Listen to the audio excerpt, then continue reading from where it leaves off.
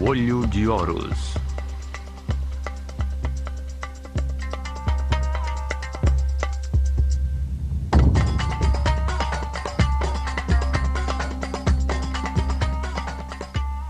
Nona parte. Kom Ombo, o Portal da Liberdade.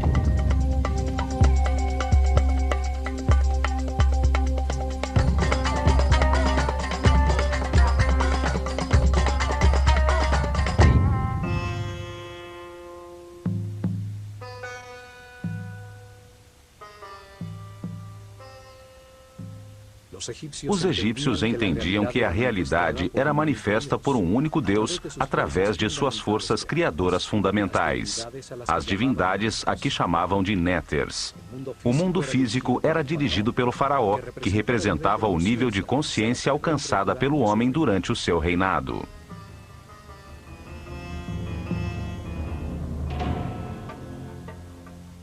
O faraó era a encarnação do Ka real, um único espírito que evoluía reencarnando de faraó em faraó. Isto o transformava numa divindade intermediária entre o homem e Deus, encarregado de conservar e aperfeiçoar a ordem no mundo físico egípcio.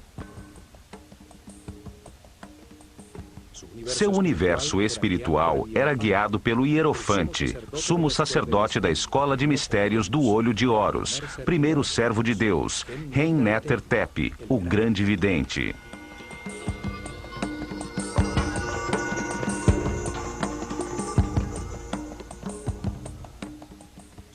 Seu símbolo era uma serpente com duas pernas e o disco solar na cabeça, a imagem da eternidade, da sabedoria e da regeneração física. A organização sacerdotal sob seus cuidados se dividia em 3 grupos.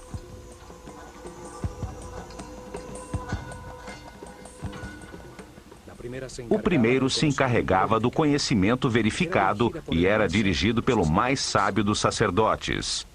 O segundo se encarregava da arte e dos rituais, e o terceiro era encarregado da administração dos templos.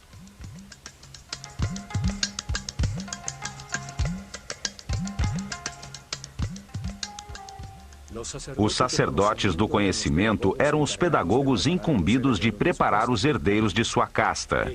Eles transmitiam as verdades herdadas desde as origens da escola de mistérios na desaparecida civilização Atlante. Verdades já comprovadas sobre o funcionamento do universo. O conhecimento no mundo egípcio era transmitido com exclusividade aos iniciados da escola, que demonstravam com provas e atitudes perante a vida que podiam receber sabedoria e não fazer mau uso da mesma. A revelação é o verbo. Eram chamados de Ri-Habet, ou sacerdotes do conhecimento. Eles ensinavam a linguagem simbólica, a escrita, as matemáticas, a astronomia e o controle das forças fundamentais. A este grupo pertenciam os Kabirim, os medidores do céu, que registravam em todos os templos a abóbada celeste, fixando pelas estrelas o momento exato dos rituais diários, das festas anuais e da mudança que anunciava o fim de uma era e o começo de outra.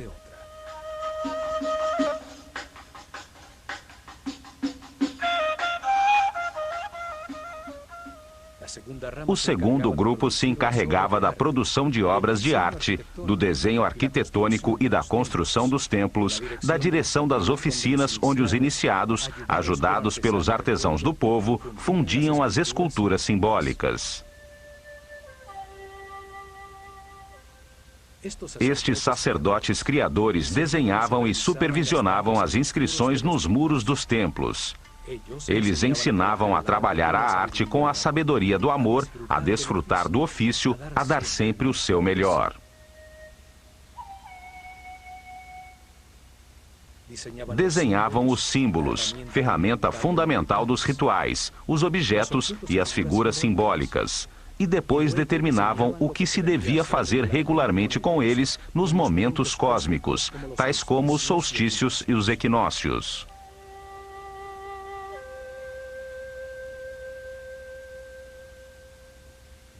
Estabeleciam os rituais, o que deveria ser entendido através das sensações em um percurso espacial, sem intervenção da razão, e também as ações necessárias para criar a segurança no povo e gerar uma energia especial nos participantes.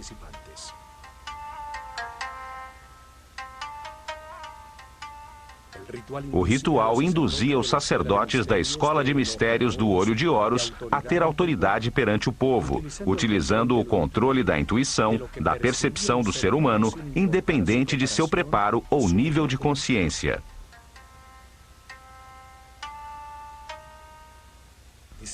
Estabeleceram com cuidado o que os participantes percebiam: os sons, as palavras, os aromas associados como o incenso, suas cabeças raspadas e suas vestimentas brancas que denotavam limpeza, os colares de flores e as barcas douradas nas que carregavam os símbolos de sua relação com Deus.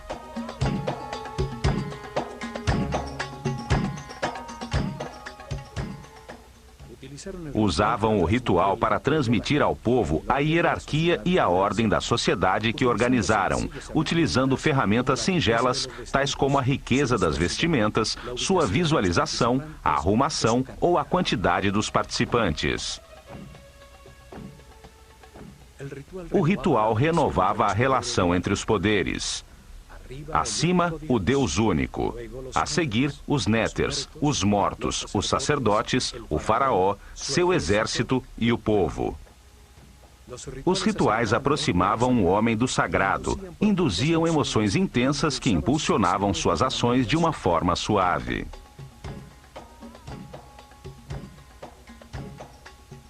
O terceiro grupo administrava o cotidiano dos templos. Organizava os cultivos, a recepção dos víveres, a preparação das refeições, a limpeza dos recintos, formando uma sociedade comunitária. Usava em sua base um grupo de sacerdotes temporários chamados de Wab, os puros, homens do povo que durante um mês por ano serviam nos templos, executando as tarefas diárias inferiores para depois retornar às suas atividades habituais.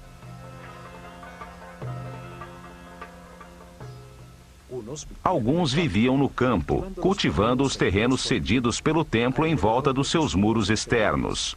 Chegavam ao amanhecer para realizar os rituais de purificação para entrar no templo e continuar com suas atividades diárias.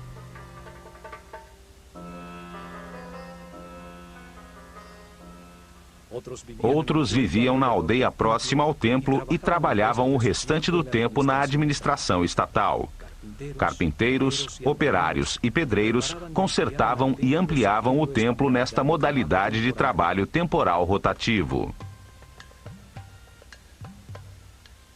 Este sistema de rotação permitia que muitos membros da sociedade participassem dos rituais e cultos desde o interior do templo, e fazia com que o povo entendesse que os trabalhos comunitários beneficiavam a todos.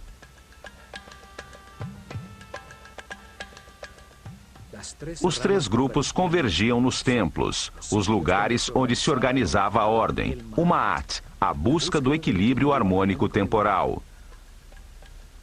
Ali, o homem se submergia no espaço sagrado orientado para o cosmo, registrando seu permanente movimento.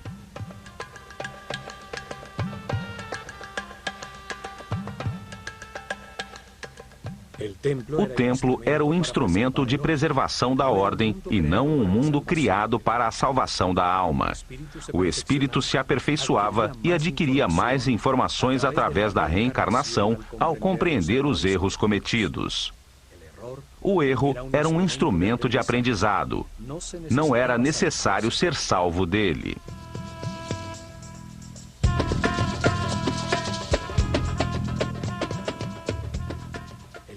O templo era o lugar onde se encontravam as duas forças fundamentais, a força do caos e a da ordem.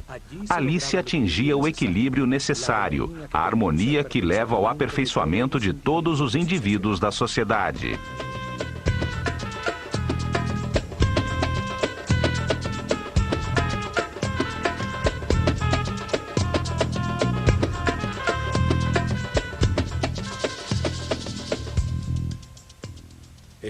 Este conceito é claramente expresso no Templo de Kom Ombo, dedicado simultaneamente a Sobek, a força do caos que induz a erro, e a Horus, o símbolo da consciência permanente e da sabedoria.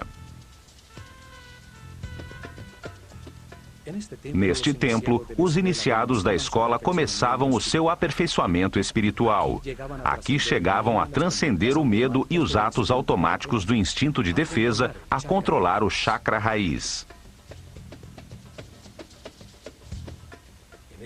Neste templo, lhes ensinavam a existência da lei da natureza, códigos divinos que produzem uma reação automática para defender a vida, necessários quando se está na animalidade, mas que devem ser controlados de forma a ascender aos níveis superiores de compreensão.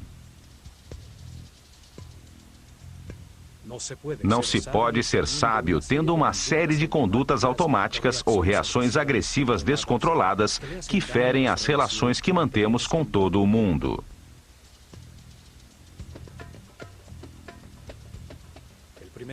O primeiro nível de compreensão terminava quando entendiam que a vida é eterna, que a morte é uma porta no processo de reencarnações, quando controlavam as reações automáticas de agredir para defender a vida.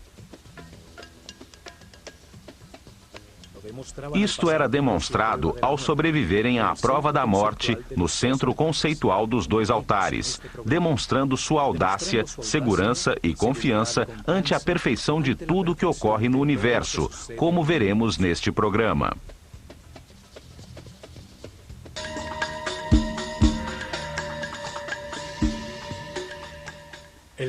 O templo de Kom Ombo era onde se agradecia pela dualidade existente no universo, a qual permite ao homem enganar-se e aprender com os resultados de suas decisões, de forma a produzir compreensão e aperfeiçoamento espiritual. Por isto estava dedicado a duas forças opostas, representadas por Sobek, simbolizado por um homem com cabeça de crocodilo, e Horus, um homem com cabeça de falcão, o ignorante e o sábio, o ingênuo e o que tudo aprendeu de tanto enganar-se ao longo de 700 reencarnações.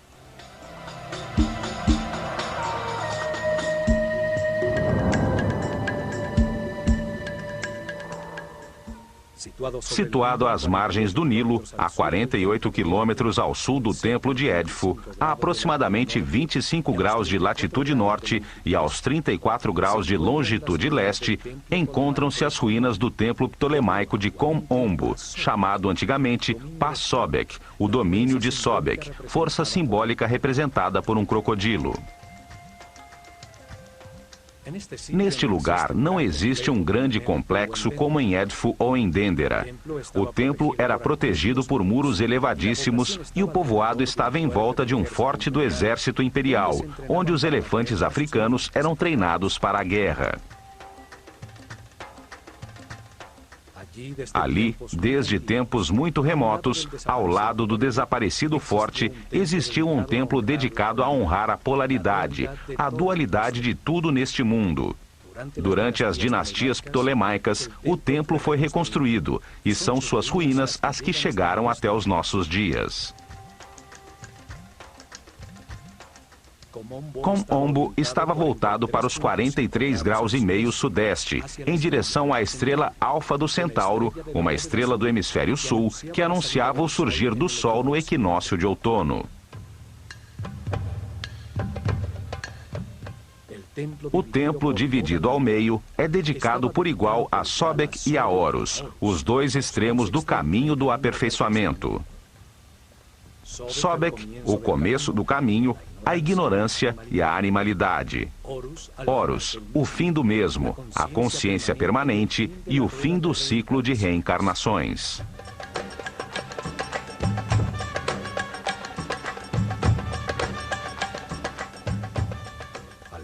À frente, havia um pátio aberto formado pelas ruínas de 16 colunas de um corredor coberto. Até aqui, o povo podia entrar. Uma marca nas colunas dava autorização, o símbolo da ave sobre a semicircunferência em honra ao faraó.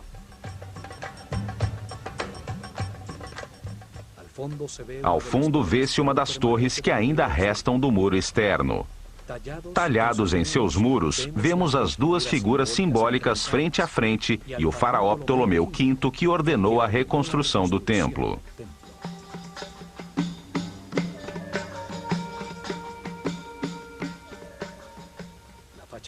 A fachada principal tem dois acessos simétricos, sobre os quais um dintel decorado mostra o duplo disco alado rodeado pelas serpentes que simbolizam a luz em meio à dualidade. Um muro a meia altura, como os existentes em Édifo e em Dendera, une 4 altas colunas. Uma quinta coluna divide as duas portas. O píluno fechava o pátio descoberto e permitia aos visitantes vislumbrar a fachada interna a partir das portas simétricas.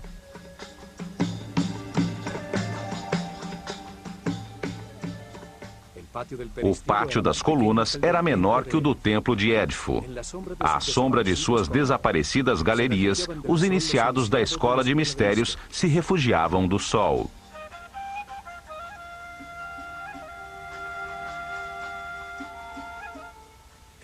Do lado direito do templo estão as ruínas do que foi uma pequena capela dedicada a Hathor.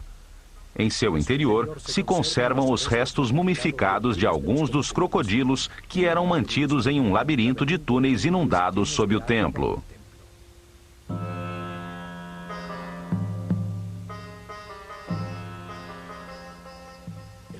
O crocodilo é um dos animais mais duros e resistentes. Sua pele é muito densa, é como o metal dos animais. Os egípcios associavam esta dureza ao estado máximo de materialização, um nível muito afastado da espiritualidade. Aí o espírito começa seu caminho de liberação das limitações materiais, à medida em que vai compreendendo como o universo funciona. O crocodilo simboliza a vida quando sai das águas da inconsciência. Sai para buscar o ar, que representa a consciência. Os egípcios acreditavam que na primeira respiração, o espírito entra no corpo em que se encarnou. A comprida coluna vertebral do crocodilo é um símbolo do eixo da vida em todo ser vivo. Até mesmo a esfera do planeta tem sua coluna vertebral sobre seu eixo de rotação.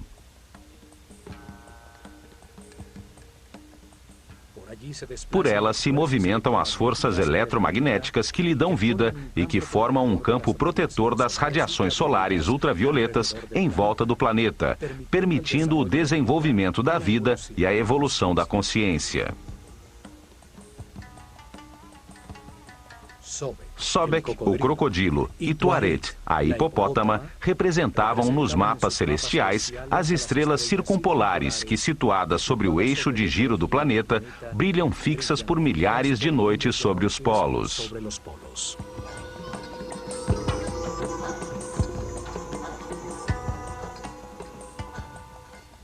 Os dois animais se mantêm submersos nas águas.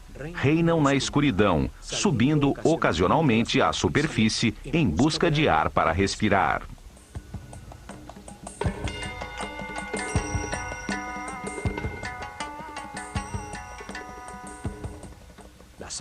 As águas representavam o caos que logo renovava a vida. As águas do Nilo, coluna vertebral do Egito, transbordavam periodicamente arrasando tudo, para em seguida produzir o crescimento da vegetação e da fauna.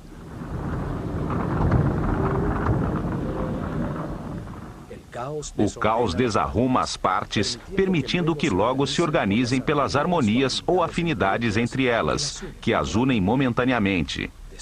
Desordem, caos, ordem, harmonia, ritmos que se alternam. Esta força da natureza que desorganiza para renovar a vida era reconhecida com o nome de Sobek, o homem com cabeça de crocodilo.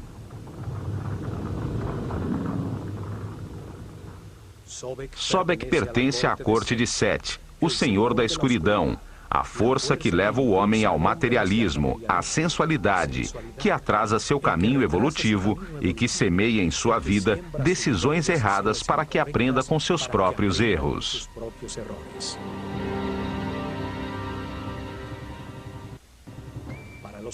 Para os egípcios, estas forças não eram boas nem más, eram neutras. Foram criadas por Deus para permitir o erro e o sofrimento, que trazem compreensão ao homem, levando-o à imortalidade e à consciência permanente.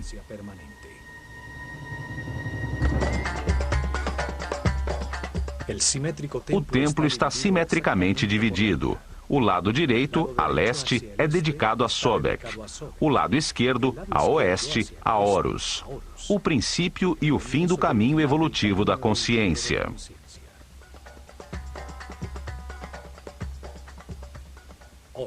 Horus, o homem com cabeça de falcão sobre a qual se assenta um disco dourado, era o símbolo da consciência permanente. Representa um homem que aprendeu tudo nesta escala da realidade. Um ser imortal ascendido nas hierarquias do universo.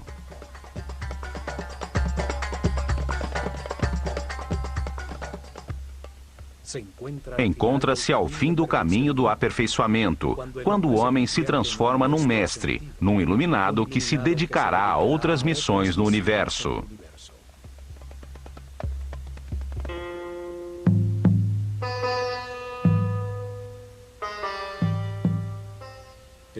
O faraó Ptolomeu VI iniciou a reconstrução do antiquíssimo templo e sua decoração interna foi concluída sob Ptolomeu XII, quando a civilização egípcia estava desaparecendo.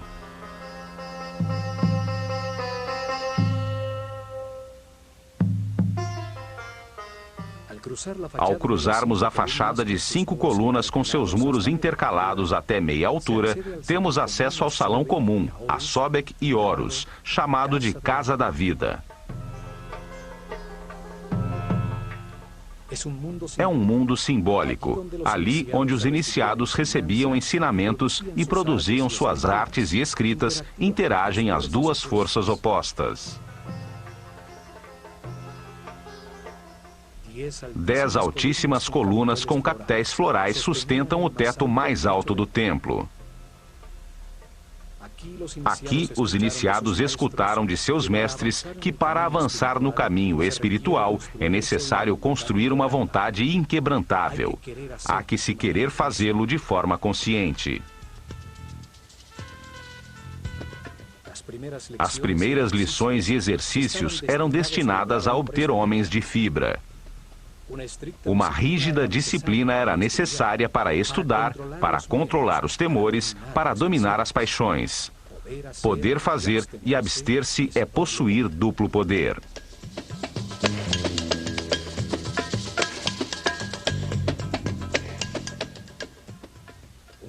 Um compromisso além da morte era estabelecido para manter-se uma total discrição e um silêncio absoluto sobre as verdades reveladas. Um princípio hermético que garantia o acesso à informação somente aos que a mereciam, aos que podiam escutá-la.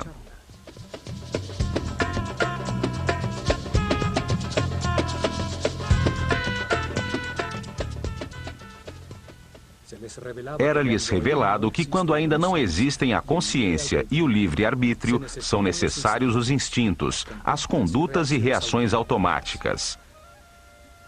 A lei da natureza codifica essas reações em todos os animais para defender e gerar a vida.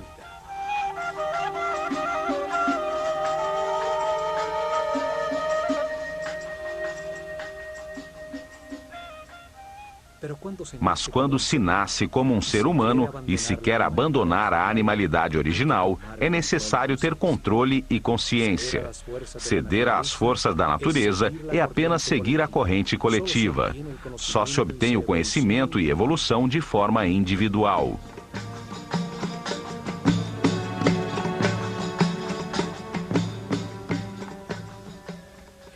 Na penumbra deste salão, via-se em seus respectivos santuários as reluzentes figuras douradas de Sobek e Horus, à vista dos iniciados no início das procissões, nas festividades dos solstícios e dos equinócios.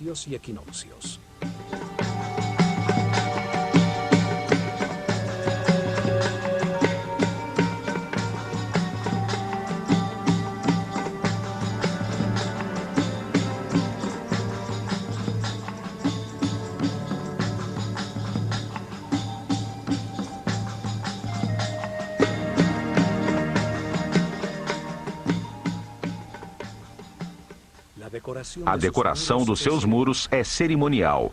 O faraó é abençoado por Sekhmet e Horus do lado direito e por Ísis e Thoth do lado esquerdo.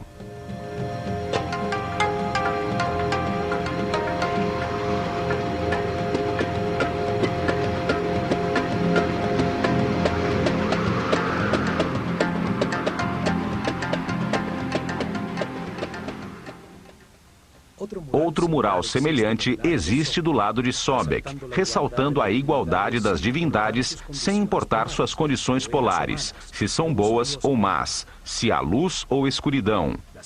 As forças opostas existem para moldar a consciência do homem, para que aprenda com o resultado de suas próprias decisões.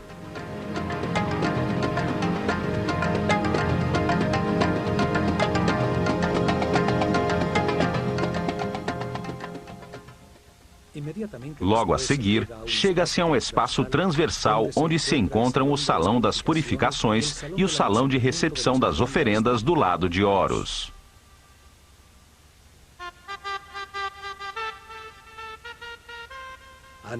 Antes do nascer do sol, os sacerdotes se banhavam nas águas do poço ou do lago sagrado do templo, recebiam a fumaça do incenso e mascavam natrão, um tipo de sal, num ritual diário de purificação. Os banhos purificadores se repetiam ao meio-dia e à noite. Todos eram circuncidados, um hábito logo adotado pelos judeus. Vestiam-se sempre de linho branco.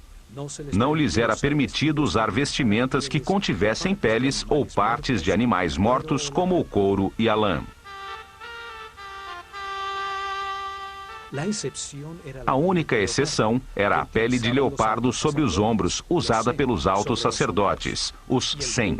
Usavam o cabelo trançado de um lado da cabeça, como uma marca de sua condição.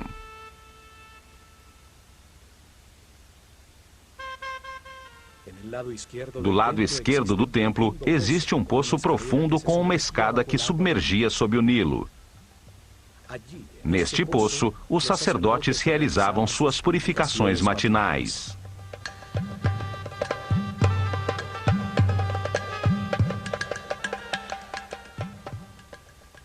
Uma abertura superior permitia que a água enchesse um pequeno aqueduto, que mantinha cheia uma piscina não muito profunda do lado esquerdo do templo, onde ficavam os crocodilos dedicados a Sobek.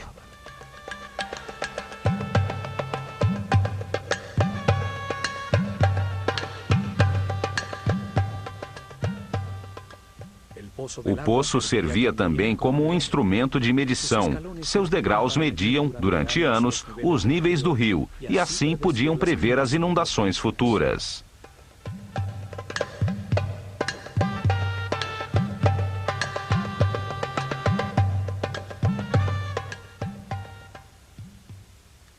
Nos muros de Kom Ombo ficaram registradas as festividades anuais que se realizavam em todos os templos do Egito. As procissões rituais que levavam as imagens simbólicas pelo rio, de um templo a outro, enquanto o povo com colares de flores cantava e dançava.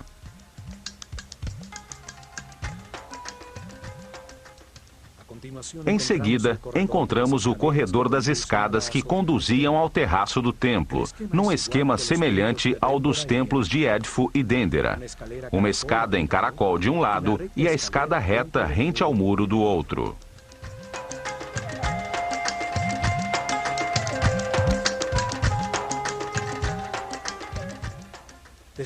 Dali, chega-se à antecâmara dos dois santuários, que tem de cada lado um salão onde eram guardadas as barcas de ouro de Sobek e Horus, usadas pelos sacerdotes para movimentar as imagens simbólicas durante as procissões das festividades.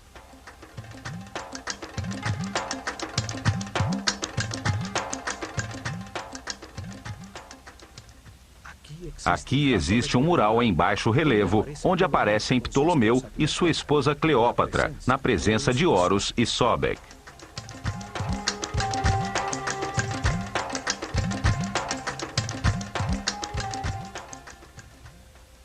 Nesta antecâmara eram consagradas as oferendas do povo. Diziam que se Deus não fosse alimentado com tais oferendas, sua fonte de energia se esgotaria, sobrevindo o caos. Era uma forma de agradecimento pelo recebido e de confiança no que viria.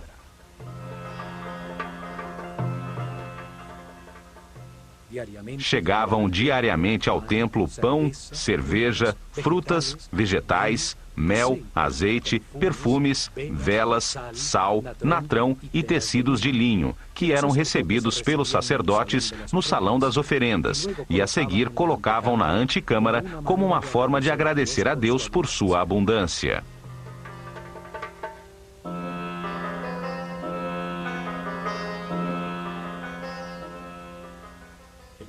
O povo contribuía com uma parte da produção das terras que exploravam, propriedade do templo. O templo dava em troca estabilidade, prosperidade, saúde, alegria, vida e ordem. O sumo sacerdote purificava as cestas de alimentos com incenso e com o símbolo da vida, o Ankh. Marcava a transferência da força divina entre os alimentos e a fonte da vida.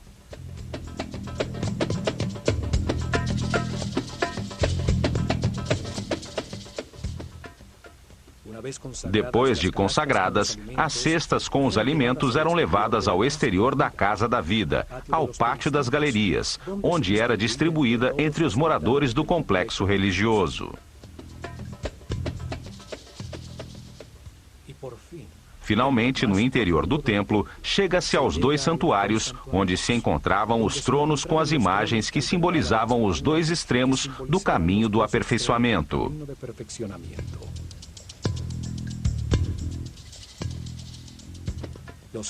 Os raios de sol ao amanhecer desterravam a escuridão, permitindo ao sumo sacerdote do misticismo abrir as portas do santuário e queimar incenso em seu interior. Rompia os lacres de óleo das portas do naos, fazendo surgir o símbolo divino, para agachar-se ante ele e beijar o chão que o sustentava.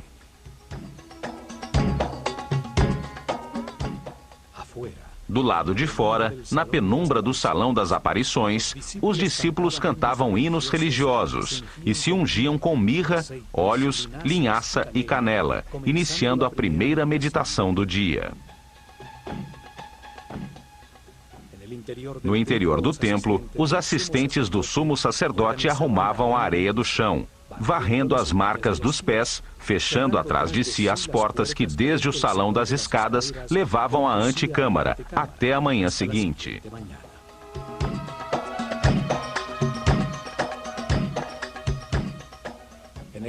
No centro simbólico das forças opostas, entre os dois santuários, encontram-se os restos de um muro duplo. Em seu interior ficava um espaço secreto. Do lado direito deste espaço secreto encontrava-se o Santuário da Luz e do lado esquerdo o da Escuridão.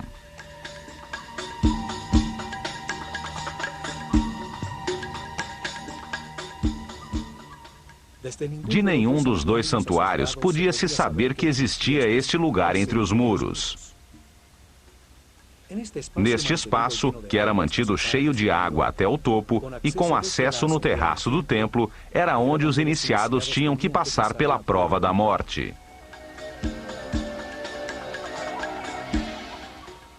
Durante meses, os iniciados recebiam instruções sobre os 4 medos básicos: o medo de perder, o medo de enfrentar, o medo do abandono e o medo da morte.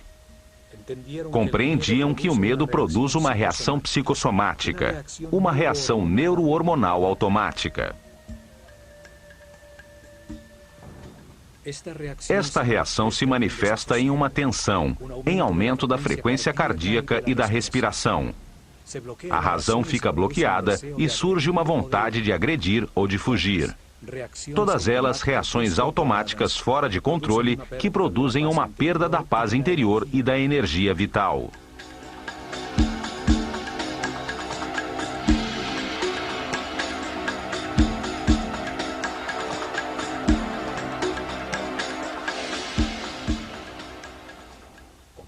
Compreendiam que o medo é o resultado de uma mente que sai do tempo presente em direção ao futuro, a um tempo que não existe, para produzir um fato imaginário, onde se perde algo ou alguém ou se tem que enfrentar alguma coisa.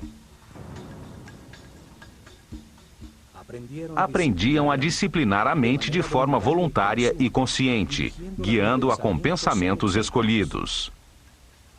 Aprendiam a mantê-la sempre no tempo presente, o único em que se pode decidir e agir.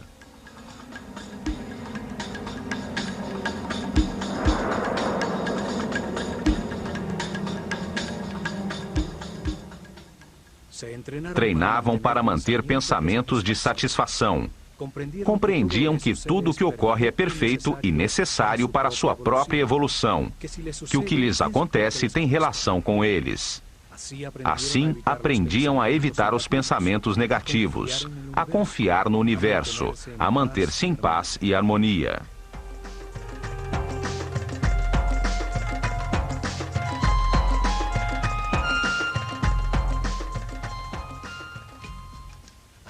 Até que os mestres determinavam que era hora de comprovar o aprendido durante meses. Realizava-se então uma cerimônia individual em um salão descoberto no terraço do templo, frente a um retângulo de água escura no chão.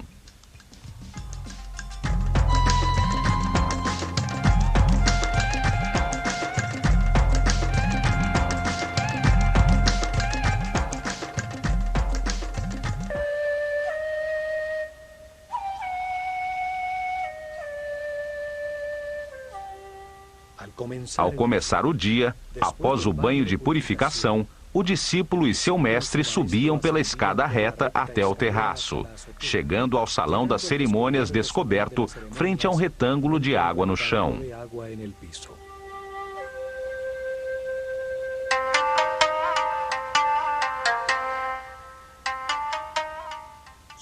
Seu treinamento o havia preparado para ser cuidadoso e consciente em todas as situações desconhecidas, condição necessária para mergulhar no labirinto do canal cheio de água e encontrar uma saída sem que se afogasse.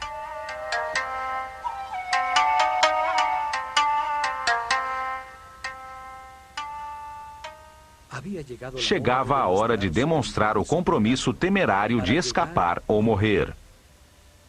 A dúvida já não existia. Retroceder seria precipitar-se no abismo e abandonar o caminho do sacerdócio.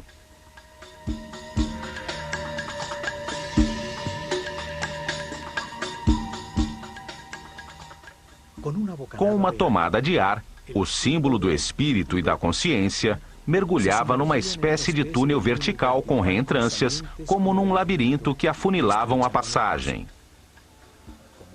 Nadava com decisão até o fundo, atravessando a abertura em direção ao resplendor da luz.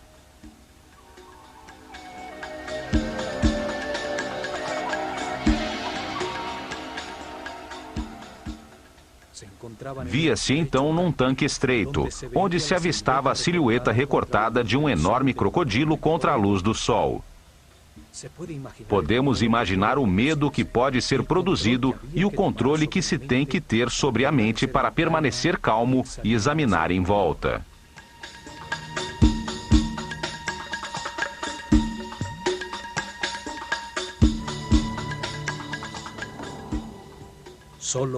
Só assim poderia ver que no fundo do tanque havia uma porta muito escura. Convencido de que era mais prudente evitar os crocodilos, mergulharia com força no estreito túnel. muitas braçadas e, enquanto o tempo parecia eterno, chegaria a um tubo vertical, onde lá em cima também brilhava o sol. Já mais tranquilo, chegava à superfície, tendo passado na prova com sucesso.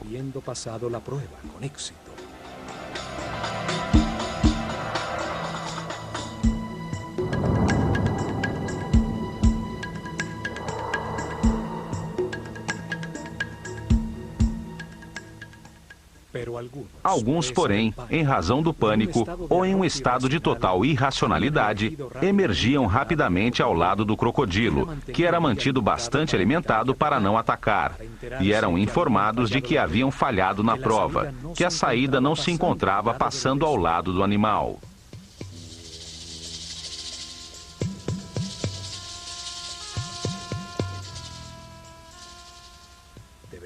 Deveriam submeter-se a mais tempo de meditação e treinamento, a exercícios respiratórios, para voltar a enfrentar a cerimônia, sabendo desta vez que do outro lado haveria um crocodilo esperando.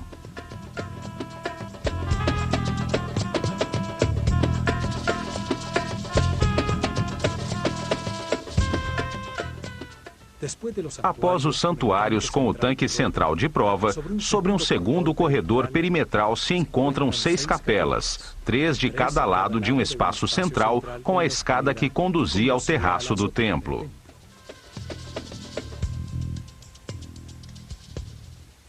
Em seus muros existem belíssimas figuras das divindades e do faraó, que sempre representa toda a humanidade.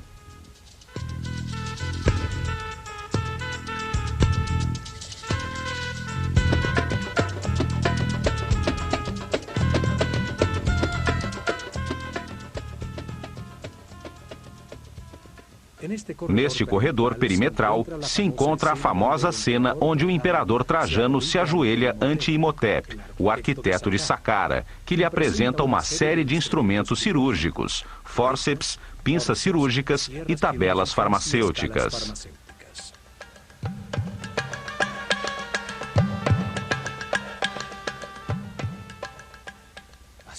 Os doentes vinham até aqui em busca de ajuda e tratamento para os seus males. Muitas das figuras talhadas apresentam uma amostra da sua crença, pois o roçar de milhares de mãos sobre as formas sagradas desgastaram a pedra.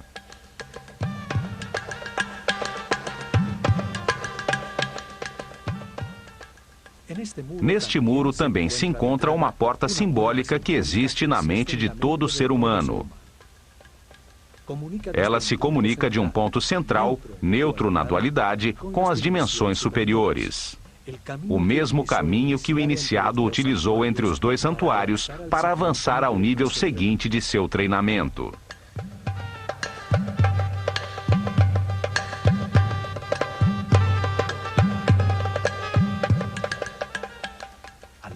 Do lado esquerdo encontra-se Sobek, com uma lança que termina com a figura de um leão, o mais perfeito dos animais.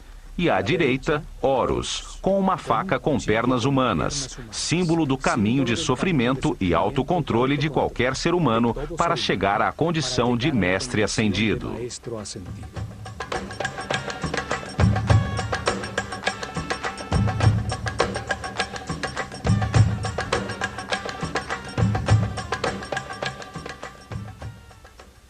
Entre os dois, um cântico de louvor, coroado por Maat, símbolo da ordem e do equilíbrio entre as duas forças opostas, o materialismo sensual de Sobek e a espiritualidade consciente de Horus.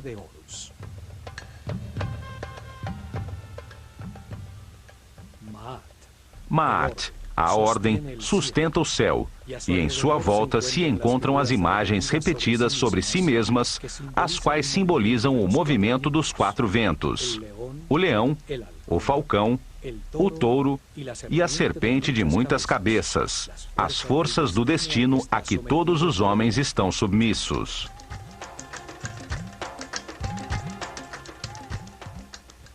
Curiosamente, estes mesmos símbolos foram usados posteriormente pelos cristãos para representar os 4 evangelistas.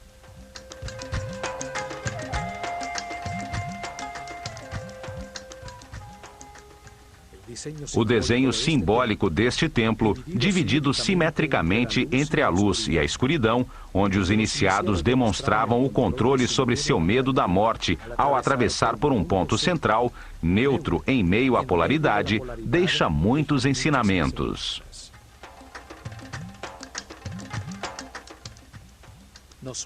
Mostra-nos que a realidade é o produto de nossos pensamentos, que o controle consciente dos instintos automáticos e a permanência no presente são a porta de entrada para os níveis de maior harmonia, paz e felicidade.